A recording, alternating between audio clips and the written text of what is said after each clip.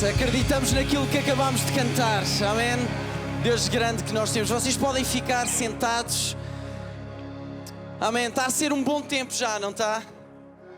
Sim! Temos aí os CR7s aqui da zona. Para nós é uma alegria, como eu já disse e já falei, vocês sabem, fazer caminhada com gente que amamos e que temos ao longo dos anos aprendido a admirar e por várias razões.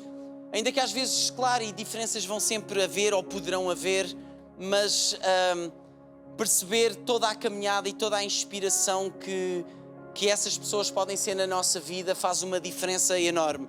E hoje uma dessas pessoas que ao longo destes últimos anos tenho aprendido a amar, a admirar, tem sido o pastor Nuno Ornelas e um trabalho fantástico. Eu acho que todos nós conhecemos também o trabalho fantástico que a Igreja CCLX está a fazer no nosso país e também de alguma forma como já está a impactar também outros sítios fora de Portugal, e para nós é mesmo uma honra e uma alegria enorme receber o pastor Nuno Ornelas. Acreditamos alguém, uma das características que eu mais admiro e que mais me apaixona nele é exato, posso dizer apaixona? Com limites, mas que me apaixona e isso é o amor pela palavra de Deus e por ver a palavra de Deus a ser aplicada na nossa vida e não ter vergonha de todo, pelo contrário. Mas eu acredito nisto, isto é convicção e a Bíblia é clara. Nós precisamos de ter esta voz assim. E estas pessoas que foram convidadas para estar connosco são pessoas que têm tido essa voz ativa para também nos inspirar. Para mim tem sido uma inspiração e para mim é uma honra. Nós podemos mesmo ter o pastor Nuno Ornelas connosco e muito gratos pela tua vida, está bem? Então eu peço para dar uma salva de palmas ao pastor Nuno Ornelas.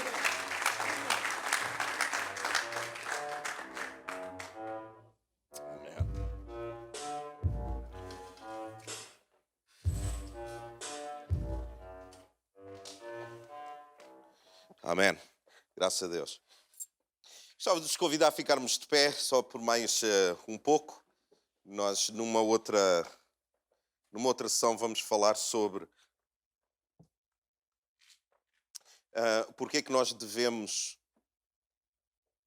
estar mais em forma física. Nós vamos conversar sobre isso.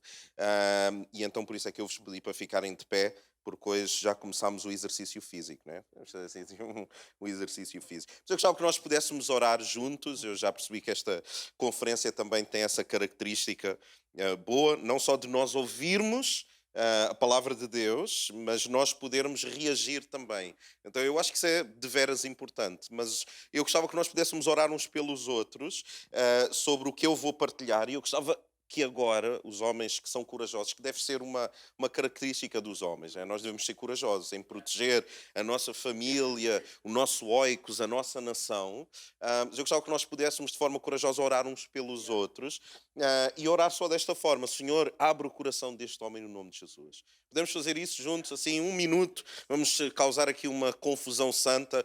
Sai do teu lugar, abençoa alguém, chega ao pé de alguém e ora por essa pessoa e diz: Senhor, abre o coração desta pessoa para a tua palavra. Eu gostava que ninguém ficasse sozinho. Os mais maduros procuram os que estão sozinhos. Vamos fazer isso no nome de Jesus.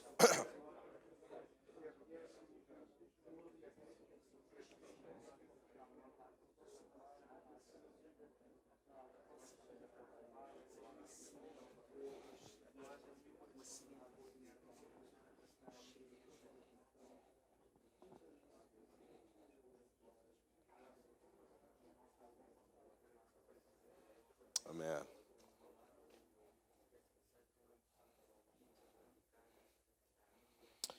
Amém.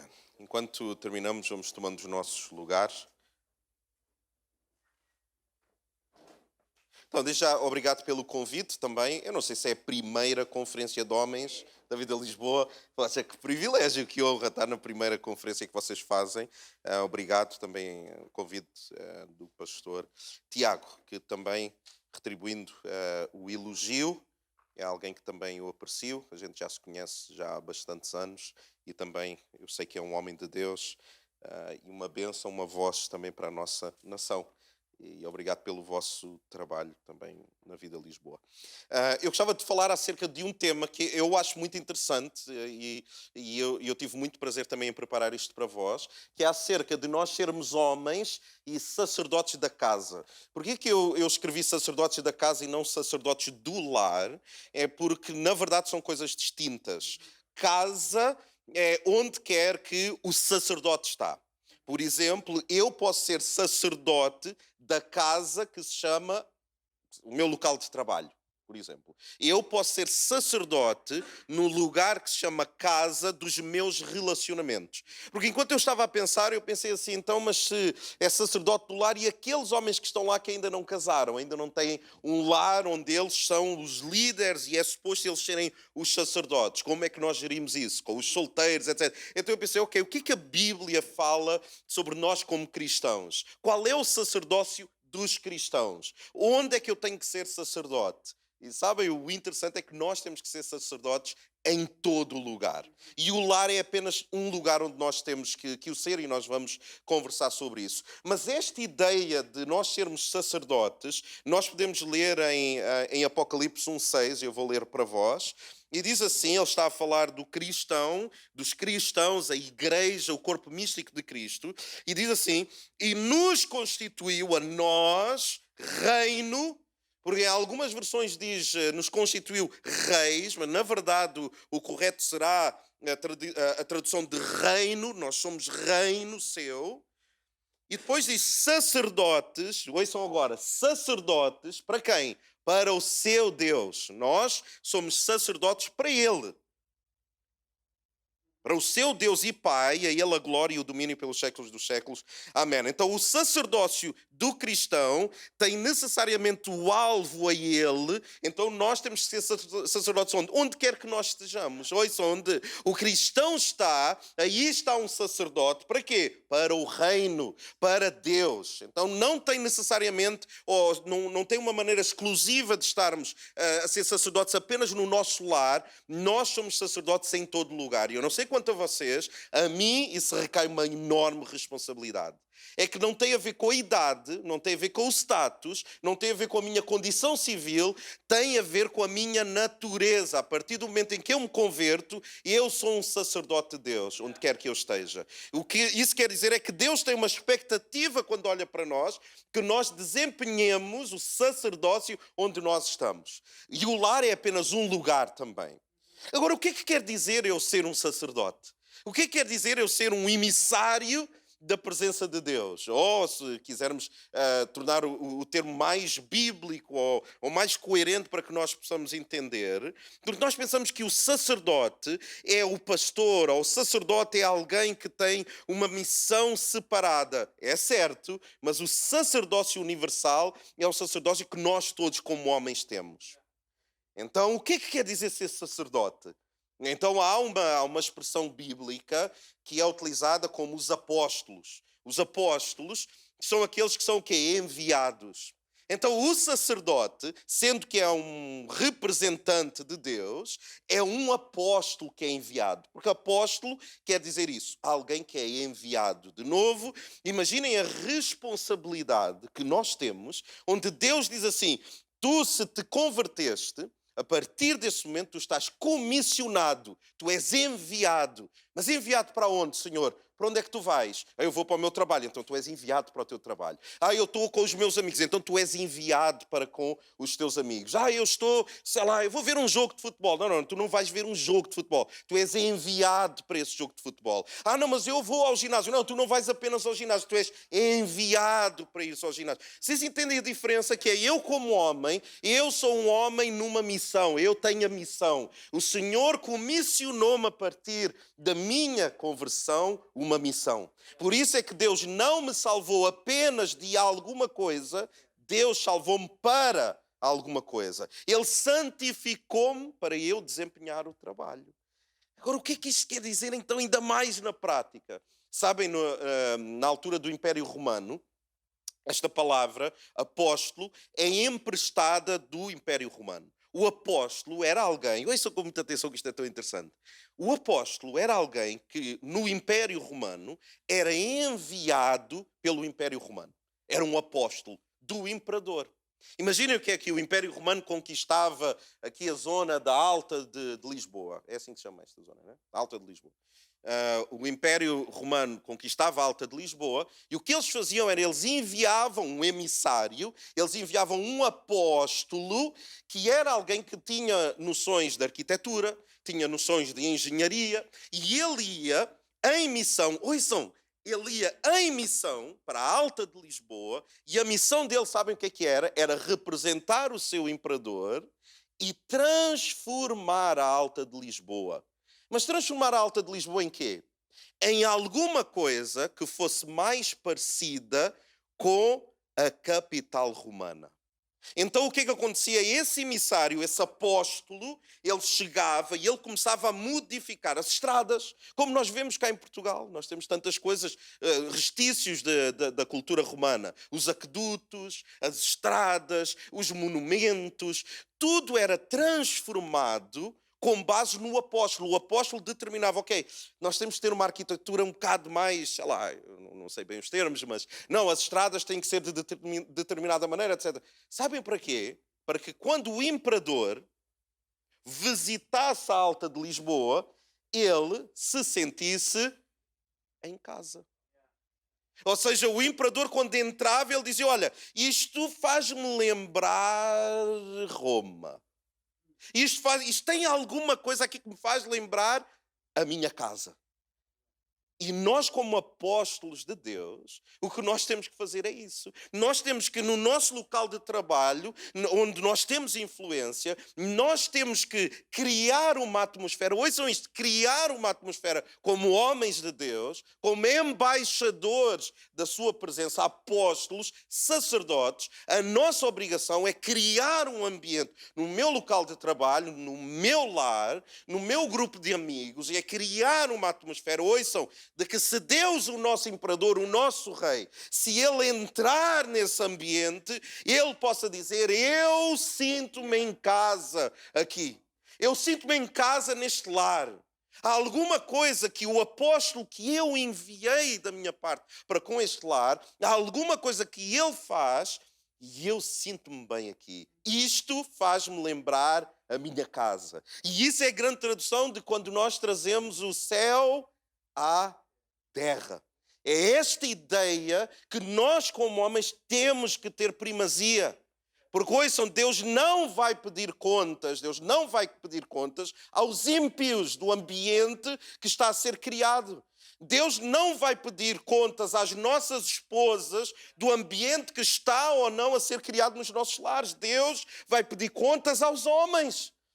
Porque se tu amas a tua esposa, lidera a tua esposa. Se é tu a criar um ambiente que tu possas dizer assim, eu vou criar um lar de tal maneira que o rei, quando nos visitar, ele vai se sentir em casa. Nós vamos criar, imaginem, eu não sou da Vida Lisboa, mas isto é corpo de Cristo. Então nós, na Vida Lisboa, vamos criar um ambiente tal, quando nós estamos a adorar a Deus, que quando o rei visitar, ele vai dizer lá na Vida Lisboa, lá naquela conferência, eu sinto-me em casa. Porque a palavra diz que Deus procura quem o adora em espírito e em verdade. E é uma procura ativa, é como se ele andasse entre nós e olhasse para nós e dissesse, não, naquele grupo eu sinto-me em casa. Porquê? Tem lá apóstolos da minha presença. Tem lá alguém que está a mudar a arquitetura emocional, que está a mudar a arquitetura espiritual daquele lugar. Eu tenho pelo menos um homem lá que está a mudar as coisas. E sabem, Deus só precisa de um. Deus só precisa de um Moisés. Deus só precisa de um de Gedeão. Só precisa de um Josué. Só precisa de um José. Deus começa grandes coisas com um. E nós somos mais do que um que estamos aqui. Então imaginem o que é Deus a chegar aqui. A palavra de Deus diz uma coisa interessante em Gênesis, diz que no princípio o Espírito pairava. He was hovering. Eu acho que é pairava que diz, né? Ele estava a pairar sobre as águas. Imaginem que é o Espírito Santo a pairar sobre este lugar. Só que quando ele encontra alguém que começa a fazer a obra, ele não só paira, ele faz alguma coisa entre nós. Só que quando nós estamos de mãos nos bolsos, perante o rei, Quando nós estamos impávidos e mornos, como o vosso pastor estava a dizer, onde a presença de Deus é apenas mais uma presença, o Espírito que quer fazer alguma coisa fica só a pairar. Então a responsabilidade dos homens é atrair a presença de Deus e criar uma atmosfera que seja interessante. E ouçam, não é por nós não conhecermos as músicas que nós devemos estar como se estivéssemos num outro sítio qualquer. Eu lembro-me uma vez que eu estava na Ucrânia e eu fui pregar a uma igreja ortodoxa. Imaginem, eu tive que usar uns robes e umas coisas para pregar numa igreja ortodoxa. Aquilo era, para mim era tudo muito confuso. Eu não percebia a ordem, porque a pessoa chegava e lia a palavra de Deus, depois tinha que se ir embora, ia para os bastidores e aquilo era tudo uma confusão. Mas como eu fui convidado, havia muita reverência e eu tentei fazer o meu melhor. Vocês acham que eu percebi alguma coisa que eles estavam a cantar? Zero! Eu nem as letras percebia. O abecedário tem letras e eu nem fazia ideia. Vocês acham que eu fiquei morno durante o louvor? Vocês acham que eu fiquei, eu não percebo nada disto, olha, pá, cantem aí, eu ucraniano não percebo nada disto, olha, coisa, vou comer uma chiclete, vou ver o meu Instagram, sei lá. Eu estava perante o Rei. Eu estou perante o Senhor do Universo. E eu, como homem, assumo em mim a missão de criar uma atmosfera, nem que seja no meu lugar, onde Deus, se passar por ali, Ele vai ver alguém e vai dizer assim: aquele homem está a cumprir a sua missão de atrair não só a presença, mas fazer com que a presença seja uma presença bendita. Eu não sei quanto a vocês, mas eu assumo essa missão. Então, nós, ao sermos sacerdotes, não somos apenas sacerdotes do lar, nós somos sacerdotes de uma qualquer casa. Uma das coisas que nós na CCLX tivemos que trabalhar muito, claro que a Vida Lisboa nunca trabalhou isso, porque são todos incríveis, mas nós na CCLX, sabe o que era? A malta lá da multimédia e que fazia o som. Sabe porquê? A presença do Rei parecia que só acontecia numa zona da celebração. Assim, que lá atrás, como estavam a trabalhar, eles nem cantavam. E eu lembro-me de algumas vezes, sabe o que é que eu ia fazer? Eu ia espiar. Né? Eu saía do meu lugar e eu ia de fininho. Claro, eu sou um bocado... nas coisas de igreja sou um bocado espalhafatoso. Né? Mas eu tentei fazer. E eu fui... E estava um mover de Deus incrível. E a malta da multimédia não estava nem aí, meu. Estavam a conversar uns com os outros, estavam não sei o quê. E eu dizia, oh, amados da minha alma. Provavelmente não disse assim dessa maneira. Mas dizia, ouçam, aqui, Deus também está aqui. Oh, é só lá. O facto de estarem a trabalhar não vos impede de vocês adorarem a Deus. E se vocês hoje visitarem, ainda por cima agora lá na CCLX, eles têm uma sala à parte, eu nem consigo ver sequer. Mas se vocês visitarem um dia a CCLX e vocês entrarem de repente na sala de multimédia, vocês vão ver eles a adorar a Deus. Vocês vão ver eles a mudarem os planos, a fazerem as coisas e a levantarem as mãos e a adorarem a Deus e a cantarem as músicas. Porquê? Porque cada um de nós deve tomar em si a missão de ser apóstolo da sua presença. Sacerdote aonde? Em todo o lugar. Com quem? Com todas as pessoas. Primeiramente, dirige-te a ti até à presença de Deus, no teu lugar. Então era tão interessante se, quando nós voltarmos a adorar a Deus, nós termos esta consciência que é, eu estou perante o Rei, eu sou apóstolo da sua presença, os homens devem dirigir a igreja à adoração a Deus. E o que acontece nas igrejas portuguesas não é bem isso. As mulheres são muito mais maduras, as mulheres são muito mais sensíveis, as mulheres lideram a igreja porque elas não têm vergonha de levantar os seus braços e de chorar na presença de Deus e clamar a Deus, não têm problemas. Mas não é suposto ser assim na igreja. São os homens que devem liderar, por exemplo. Porque é o que a palavra diz, e nós não podemos fugir disso. A palavra determina que a missão do homem é liderar a sua casa. Que vergonha é eu estar ao lado da minha esposa e a minha esposa é muito mais envolvida no louvor do que eu. Que vergonha, que tragédia.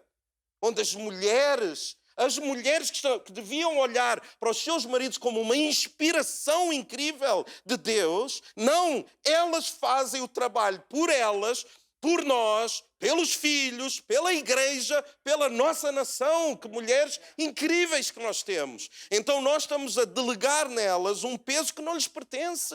Nós temos que liderar.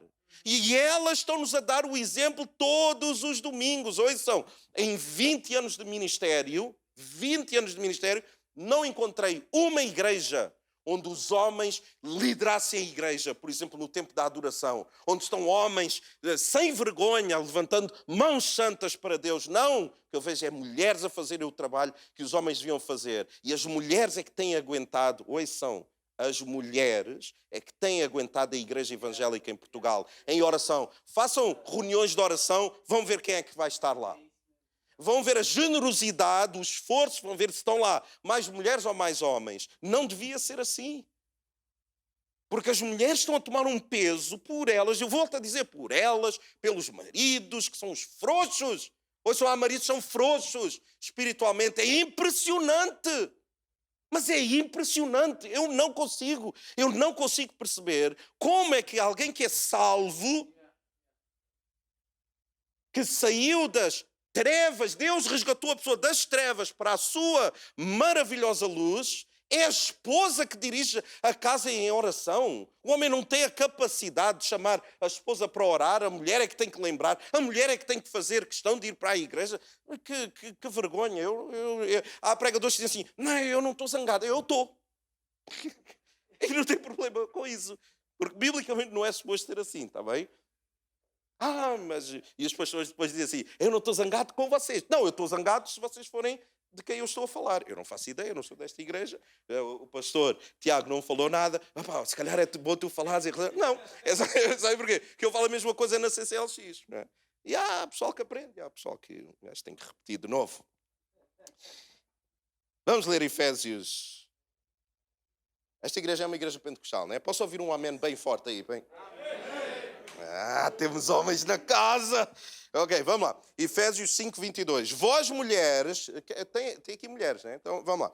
Vós mulheres, sujeitai-vos ao vosso marido. A alegria também tem para vocês também. É conferência de homens, mas isto toca a todos, está bem? E eu vou repetir com um ênfase poderoso da palavra de Deus. Vós mulheres, sujeitai-vos ao vosso marido. De que maneira? Como ao Senhor. Então uma mulher que não é sujeita ao seu marido é rebelde relativamente ao Senhor. É simples, ok? Porque o marido, ouçam o nosso papel de sacerdotes. E isto não é um papel de superioridade, isto é um papel de responsabilidade. Não é uma hierarquia de importância, é uma hierarquia de funções. Porque isto aqui recai sobre nós uma maior responsabilidade. Ouçam, porque o marido é a cabeça da mulher. Alguns maridos não têm grande problema em ser a cabeça, porque o pescoço é a esposa. Porque a esposa é que na verdade manda em tudo, até na área espiritual. Não é bom que assim seja. Por amor às nossas esposas. De novo, se tu amas a tua esposa, lidera. Por amor de Deus. Se tu amas a tua esposa, tu precisas liderá-la. Como também Cristo é a cabeça da igreja, sendo Ele próprio o Salvador do corpo. De sorte que, assim como a igreja está sujeita a Cristo, assim também as mulheres sejam em tudo sujeitas a seu marido. Vós, maridos, nós, amai a vossa mulher.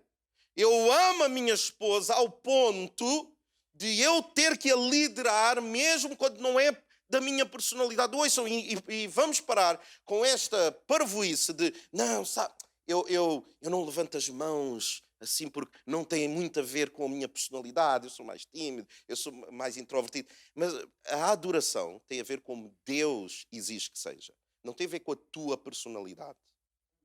Ou seja, o mundo espiritual está-se a borrifar para a tua personalidade.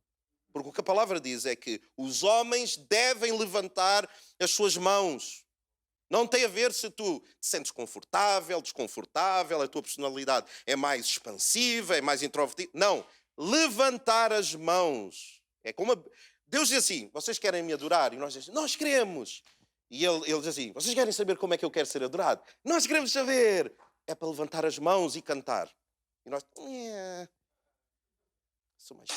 sou mais tímido, gosto mais de estar na minha. Não. Okay? Então, personalidade não tem nada a ver com isso. Então, vós, maridos, amai a vossa mulher, como também Cristo amou a igreja e assim mesmo se entregou por ela. Nós temos que nos entregar pelas nossas esposas. E porquê que nós temos que nos entregar pelas nossas esposas? Para a santificar, como Cristo fez com a igreja, purificando-a com a lavagem da água pela palavra, para apresentar a si mesmo igreja gloriosa, sem mácula, sem ruga, sem coisa semelhante, mas santa e irrepreensível. Assim devem os maridos amar a sua própria mulher, como ao seu próprio corpo. Se tu não lideras a tua mulher, tu não te amas a ti mesmo. Não tens consciência do teu papel no reino e tu pecas. Quem ama a sua mulher, ama-se a si mesmo. Como é que há pessoas que dizem que a Bíblia é um livro machista? Que versículo é este? Quem ama a sua mulher, ama-se a si mesmo. Isto é do mais romântico possível. Porque nunca ninguém aborreceu a sua própria carne. Antes a alimenta e sustenta. Como é que nós podemos fazer esta ideia também na prática de nós sermos sacerdotes, apóstolos da presença de Deus no mundo? E eu vou-vos ensinar alguma coisa que desde o princípio da minha caminhada faz sentido para mim e eu acredito que para vós fará sentido também. Nós emancipamos os outros e isso cria uma atmosfera divina. Eu olho para a minha esposa como minha irmã na fé e eu emancipo ela. Eu trago ela à existência em todas as áreas da minha vida. Quando eu tenho que decidir alguma coisa, eu pergunto-lhe a opinião. Mesmo no meu coração estando tendencioso para alguma coisa, eu pergunto a opinião. Mas pastor, eu não sou casado. Mas traz outros à existência também. Emancipa outras pessoas à existência. Lembra-te que existem outras pessoas que podem dar um contributo fantástico. E esta ideia de sacerdotes é alguém que traz os outros à existência. Notem que o sacerdote é alguém que representa o povo perante o Senhor. Vocês entendem esse conceito? O sacerdote representa o povo perante o Senhor. Mas também o sacerdote representa Deus perante o povo. Então é uma situação de emancipação. Eu vou emancipar os outros à presença de Deus. Mas eu vou emancipar a presença de Deus aos outros também. Não existe esta ideia na narrativa bíblica de tu viveres o Evangelho só centrado em ti. Então, homem que é homem, emancipa o outro. Homem que é homem tem prazer em honrar o outro. Em dizer assim, olha, parabéns por aquilo que tu fizeste. Eu não me sinto diminuído em olhar para ti e dizer, olha, tu foste incrível no que tu fizeste. Nem me sinto diminuído em dar a oportunidade e emancipar a minha esposa. Em dizer, não, eu erro muito com a minha esposa, mas a minha esposa é incrível. Aliás, há coisas que ela faz melhor do que eu. Então, sacerdote do lar é alguém seguro na sua identidade. E eu não sei se já pensaram nisto. As pessoas que não adoram a Deus como deve ser, as pessoas que não emancipam os outros, são pessoas extremamente inseguras. E as pessoas inseguras são muito perigosas, porque vêm ameaça em todo o lugar. E se a mulher dá a opinião, ele sente-se inseguro. Então ele vê naquilo uma ameaça à sua masculinidade. Né? Então ele é capaz de ir buscar um versículo e dizer, tu não estás a ser submissa. Não. Tu é que és um miúdo. A minha mulher trata-me como uma criança. Então para de ser puto. Para de ser um miúdo. Comporta-te como um homem. E ela não te vai tratar como criança. Então esta ideia de emancipar os outros é alguma coisa que está presente em todo o Evangelho. Vejam só esta... O meu countdown é aqueles 13 minutos. É o que eu tenho, não é? Fantástico, vamos lá. Não, agora tiraram o countdown, então... Não, mas podes pôr. Sentiram a pressão? Agora começam a ver se o pastor Tiago está lá. Tipo. Durante a coisa... É assim mesmo, Deus é bom. Então, emancipar os outros é uma questão bíblica desde o início. E nós, como homens, temos que emancipar. E deixem-me fazer-te esta pergunta de uma forma direta. Durante a semana que passou, quem é que tu trouxeste à existência? Quem é que tu elogiaste? Quem é que tu honraste? Quem é que tu te lembraste que fez alguma coisa boa por ti e tu agradeceste? Se tu não te lembras de ninguém, Ou no máximo que tu te lembras foi aquela pessoa que te serviu no restaurante e tu disseste obrigado. Não conta. Okay? Mas quem é que tu trouxeste à existência? Porque isso é um traço de um homem seguro. É procurar a quem é que eu consigo honrar esta semana. E eu provo-vos, em termos bíblicos. No Antigo Testamento, em termos disto de honrar e promover o próximo. No Antigo Testamento, Deus, ele começa a honrar o Redentor. Ele começa a falar no Antigo Testamento acerca do Messias que há de vir. E é como se ele dissesse assim, se vocês acham que eu sou incrível, há de chegar um que vai mudar todas as coisas. Eu sou o Deus Todo-Poderoso, mas vai chegar alguém que vai ser incrível. Então há uma expectativa, há uma promoção de Deus o Pai ao seu Filho. Quando nós entramos no Novo Testamento, ouçam com atenção e nunca mais esqueçam isto. Quando nós entramos no Novo Testamento, nós vemos a imagem do Deus invisível em Cristo. Ele é o Deus encarnado. E ele quem é que promove? Ele promove-se a si mesmo? Não, ele promove quem? O Pai. Ele começa a dizer assim, não, eu não sou... Porquê vocês me chamam bom? Só há um que é bom. E ele diz, não, isto tem tudo a ver com o Pai. Notem, no Antigo Testamento, Deus o Pai diz, o Filho é que é incrível. O Filho aparece em cena e diz assim, não, o Pai é que é incrível. Vocês não estão bem a ver, não, o Pai é que é a cena. Quando ele parte... Ele diz que vai deixar o Consolador, e sabe o que é que ele diz sobre o Consolador, o Espírito Santo, a terceira pessoa da Trindade? Ele diz assim, a terceira pessoa da Trindade vai vos lembrar as minhas palavras. Então Deus o Pai promove o Filho e diz, o Filho é a cena. O Filho é que é incrível. O Filho aparece e diz, o Pai é que é incrível. E o Espírito Santo diz assim, não sou eu que sou incrível, é o Filho é que é incrível. Percebem a promoção na Trindade? Então nós devemos ser assim como homens. Nós devemos promover os outros. E essa é a característica de um homem bem resolvido. É que ele promove os outros. E para terminar, deixem-me dar-vos só um exemplo sobre o que é emancipar os outros. A certa altura, Paulo, ele tem, 1 Coríntios 14, talvez, eu não sei. Ele fala e ele diz assim, eu não permito à mulher que ensine. Vocês conhecem esse versículo, não é? Este é um versículo meio polémico. Só que depois nós temos um outro versículo, e esta é a beleza de estudar a palavra de Deus, porque é um entendimento global. Paulo diz assim, eu não permito que a mulher ensine. E nós pensamos, isso é muito castrador, isso é... Paulo, como é que é? Eu não sei se foi da feijoada que tu comeste, mas alguma mulher fez-te algum mal, estás ressabiado, o que está a acontecer, Paulo? Como assim? Só que nós depois chegamos a Romanos, que é uma das cartas mais complexas em termos bíblicos, porque tem lá tudo o que é doutrina condensada. E nós lemos o seguinte, eu vou ler para vós. Romanos 16:1. Isto é Paulo. Ele diz assim, recomendo-vos a nossa irmã Febe, tem aqui, não é? Que está servindo à igreja de Cencreia. Próximo. Para que a recebais no Senhor como convém aos santos e a ajudais em tudo que de vós vier a precisar. Porque tem sido protetora de muitos e de mim inclusive. Notem, masculinidade. Uma mulher protegeu-me. E eu não tenho vergonha de dizer isso. Querem outra prova de masculinidade? Tens 30 anos e ainda vives na casa dos teus pais. Quando tu sais da casa dos teus pais, és sustentado por mulheres.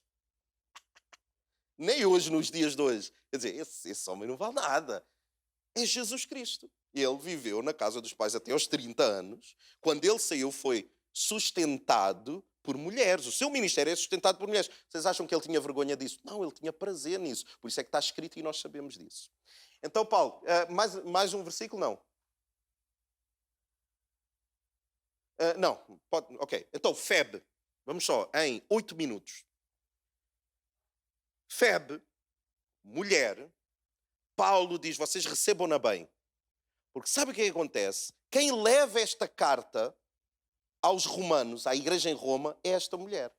Ela leva esta carta. E ele diz assim, vocês recebam-na bem. Que ela está a levar uma carta. Agora, o mesmo Paulo que diz a mulher não pode ensinar, é o mesmo Paulo que dá uma carta a uma mulher para ela levar até à igreja. Agora, curiosidade das curiosidades. quem levava as cartas, naquela altura, era alguém que estava ao lado de quem estava a escrever a carta enquanto estava a escrever a carta. Ou seja, Paulo estava a ditar e alguém a escrever, e esta mulher estava ao lado. Então todos os conceitos que Paulo estava a escrever, ela estava lá, presente. Porquê que ela estava presente? Porque quando ela levava a carta à igreja, adivinhem lá quem é que ia esclarecer as dúvidas sobre a carta? Era quem levava a carta. Quem levava a carta tinha esta obrigatoriedade de ler a carta e explicar a carta caso houvesse alguma dúvida. Porque ele tinha estado com o autor enquanto ele escrevia. O que é que Paulo está a fazer com esta mulher? Está-lhe a dar autoridade e está-lhe a dar a possibilidade dela explicar a carta. Então, mas como é que este Paulo que diz não pode ensinar e depois pega numa carta tão complexa como a carta de Romanos e diz não, tu podes levar e tu depois lá, se eles tiverem dúvidas, se tu estiveres aqui comigo, tu podes explicar. Não será que a mulher não ensinar terá que ser visto num escopo maior, num panorama maior? Mas a minha questão, o trabalho que eu tenho para nós hoje nem é esse versículo em si, mas é esta questão. Paulo emancipou esta mulher a um lugar de honra incrível, onde ela é aquela que leva a carta muito complicada de Romanos, sobre justificação e essas coisas todas, à igreja. Portanto, Paulo não tinha problemas nenhuns de insegurança nesse aspecto. E ele próprio diz na carta, vocês recebam-na bem, porque ela protegeu-me. E eu termino dizendo isto. Os homens que são sacerdotes do lar não têm que ter vergonha quando as suas esposas estão mais à frente na caminhada. Porque grande parte das mulheres tem uma sensibilidade maior do que os homens a nível espiritual. Muitas delas sabem mais da palavra de Deus do que os homens. Então a vergonha não nos pode roubar de nós as emanciparmos, mas nós trabalharmos para as acompanhar. E se tu não és casado e tu és solteiro e desejas casar, imagina que não és celibatário, pode haver. É um dom de Deus. Eu nunca conheci ninguém, mas é Billy, não é? I don't know. Talvez. Projeta na moça a quem tu estás a olhar ou que tu queres namorar uma mulher de Deus. Olha para ela e pensa, esta mulher vai me acrescentar espiritualmente ou não? E esta caminhada que nós fazemos como homens deve ser uma caminhada de emancipação, sempre. Emancipação da nossa esposa, dos nossos filhos, dos nossos pastores, dos nossos colegas de ministério, no nosso trabalho. Sempre esta questão, eu preciso de emancipar para provar também a mim próprio que eu não sou inseguro. Não é ser lambebotas, vocês percebem? Não é lisonja. A gente sabe o que é o que é dizer, honrar as pessoas, como Paulo fez com esta irmã Febe. Que eu tinha tanto mais para vos dizer sobre isto, que eu acho tão interessante a postura de Paulo como homem de Deus. Mas eu gostava de vos convidar a ficarmos de pé. Nós tínhamos pensado outra coisa, mas se calhar eu termino.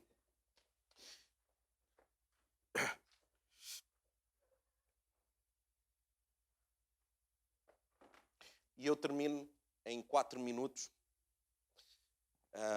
Deixem-me contar alguma coisa que eu conto muitas vezes porque é alguma coisa que marcou muito a minha vida. Vocês importam-se que eu dei aqui um gole? Pode ser? Está a ser gravado?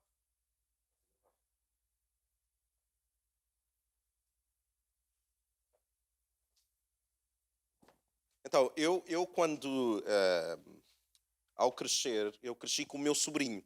O meu sobrinho foi criado como se fosse meu irmão. Ele é mais novo do que eu. E isto que eu vou contar fala muito no nosso relacionamento como homens. E com toda a certeza que vocês vão se identificar com isto. E onde eu morava, nós brincávamos muito na rua.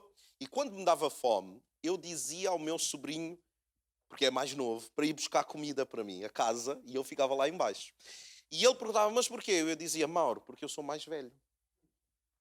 Vocês estão a dizer? É aquela coisa básica, né? Porque eu sou mais velho, eu mando em ti e tu fazes o que eu quiser. E um dia eu estava em casa e eu estava a limpar o pó. E vocês sabem, alguns, também não é um estereótipo, né? Há a malta que limpa bem o pó e limpa bem a casa, nada contra. Eu sou péssimo. Sou péssimo. Nem bricolagem eu sei fazer, nada. Eu sou péssimo nessas coisas. Mas estava forte, tipo suspense. E eu estava com um pano a limpar o pó e o pano prendeu-se num bibelô, que era um elefante, que o meu pai recebeu quando ele esteve a trabalhar para o governo português em África. Havia lá pessoas que se juntaram e deram-lhe um elefante assim grande, a honrar o trabalho que ele fez. E o pano prendeu na porcaria do elefante, na tromba, e eu não reparei. E quando eu puxei o pano, vocês sabem aqueles filmes tipo fica em slow motion, de tipo o elefante a cair, e eu não, e aquilo partiu-se. E a tromba do elefante partiu-se. E eu, como sou péssimo em trabalhos manuais, eu colei a tromba, né? Eu colei a tromba ao contrário. Vocês estão a ver? É pá, a sério. Só que eu posso não ser muito bom em trabalhos manuais, mas eu tenho, cognitivamente, eu sou fortíssimo. E eu pensei assim, ok, há um ângulo do qual, quando o meu pai entrar na sala, se eu colocar o elefante de determinada maneira, o meu pai não vai perceber, ok. E assim foi. No dia a seguir eu estava a brincar e tal, e eu disse ao meu sobrinho, eu disse, Mauro, olha, o tio está com fome, vai buscar um papo seco, né? Vai buscar um pouco de manteiga para o tio. E o meu sobrinho disse assim, não, tu é que vais buscar comida para mim. E eu, mas eu sou mais velho. E ele disse, mas eu vi o que tu fizeste. Estás a ver? O puto também era malandro, né? Eu vi o que tu fizeste. E aí começou do tipo 13 anos de escravidão no Egito. Ele fazia de propósito no meio dos meus amigos, dizia, tio, vai lá buscar um pão para mim. Só que a escravidão estava tão pesada que eu ganhei coragem e eu fui contar ao meu pai. Eu disse, pai, olha, tenho uma coisa péssima para te contar. Sei que tu vais ficar tão desiludido e tão triste comigo, mas olha, aquele elefante e tal que te deram em África, eu sei que representa muito para ti. Pai, eu parti aquilo. E o meu pai disse assim, oh filho, podias ter dito isso mais cedo, eu não quero bibeloso estragado aqui, deita isso fora. Só isso. E sabe o que acontece connosco? Há sempre o acusador dos irmãos, que é o diabo, que o que ele nos diz é o seguinte, por que tu estás aí a querer levantar as mãos? Eu vi o que tu fizeste. Por que tu estás a querer agora a dar uma de cristão? Eu sei o que tu pensaste. Tu podes não ter feito, porque não tiveste a oportunidade. Tu estás aí armado em espiritual, aí homem de Deus, agora é homem de Deus. Eu sei o que tu andas a ver. E sabe o que é que nós fazemos? Nós cedemos a isso. Nós ficamos envergonhados. Nós tornamos-nos escravos das informações que o inimigo tem sobre nós. Só que a Bíblia diz uma coisa interessante. Diz que se nós confessarmos os nossos pecados, Ele é fiel e justo para nos perdoar e limpar de toda a iniquidade. E quem sabe, hoje não é o dia que tu confessas a Deus, é verdade, eu fiz, é verdade, eu pensei, é verdade, eu vi. Será que tem espaço para mim ainda à mesa? Será que dá para eu me sentar à mesa mais uma vez?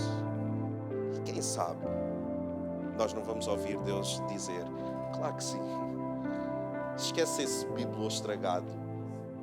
O que importa é que tu és meu filho e eu quero te tratar como o pai que eu sou. Então hoje é o dia de alguns de nós dizermos não à chantagem do diabo mais. Não é dizer que não aconteceu. É dizer, aconteceu, mas o meu pai já me perdoou. Podemos orar juntos? Pode ser? Vamos fechar os nossos olhos juntos.